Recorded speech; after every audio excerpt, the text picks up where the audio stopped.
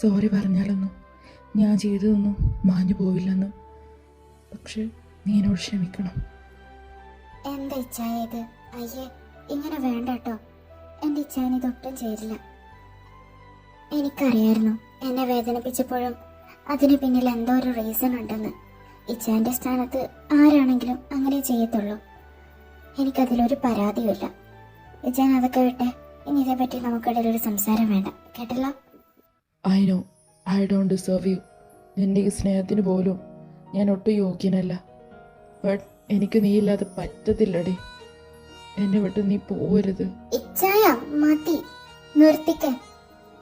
ഇനി ഇതേപ്പറ്റി ഇവിടെ ഒരു സംസാരം വേണ്ട.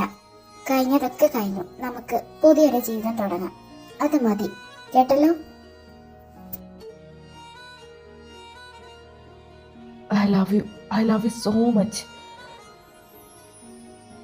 Love you to.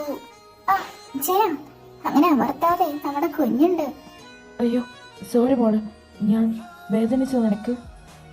എനിക്ക് വേദനിച്ചൊന്നുമില്ല. വാ, നമുക്ക് പോയി കിടക്കാം. നല്ല ക്ഷീണമുണ്ട്.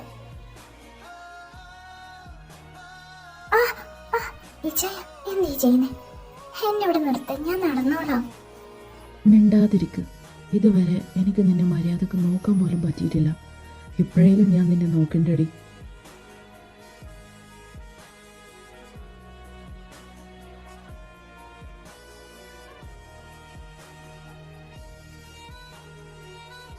ചിന്നു, ഞാൻ എൻ്റെ കുഞ്ഞിനെ ഒന്ന് കണ്ടോട്ടെ, ഒന്ന് തൊട്ടോട്ടെ.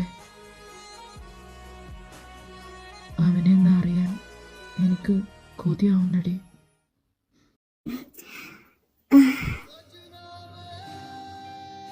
ഇതെന്താ ചിന്നു, 2 മാസമായിട്ടും വളർന്നില്ലേ?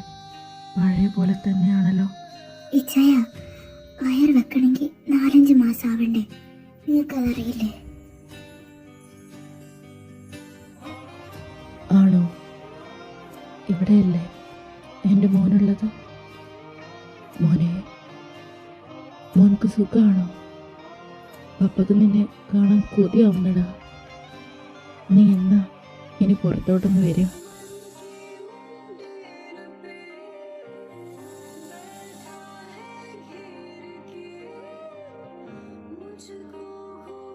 അതെ, മോനാണെന്ന് ഇപ്പൊ തന്നെ ഉറപ്പിച്ചോ? അതെയല്ലോ, അവൻ എൻ്റെ മോൻ തന്നെയാ.